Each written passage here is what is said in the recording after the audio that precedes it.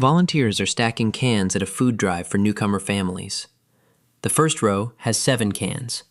The second row has 9, then 11, 13, 15, and the bottom row has 17. 6 rows, growing by 2 cans each row.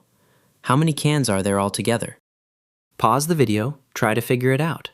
Here is a hint. Pair the top row with the bottom row. The Gauss trick still works on a growing pattern.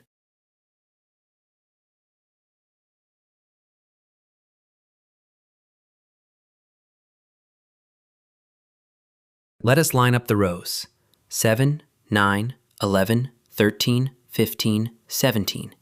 Each row has 2 more cans than the one above it, 6 rows in all.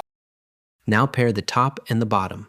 7 plus 17 equals 24. Hold on to that number. Now check the other pairs. Second row plus second to last row. 9 plus 15, also 24. Third row plus fourth row. 11 plus 13, also 24. 3 pairs. Every single one of them adds to 24. So the total is 3 pairs times 24 cans. That is 72 cans. This is the Gauss formula. First plus last times the number of rows divided by 2. Here it is 7 plus 17 times 6 divided by 2. That is 24 times 6 divided by 2. 144 over 2. 72. The formula and the pairing always give the same answer. The answer is 72 cans. When the number of terms is even, every term has a perfect partner.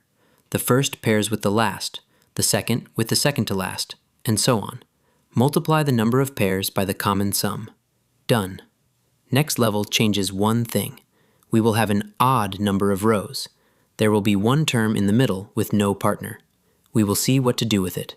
Learn, compete, and win. Visit competitivekids.org.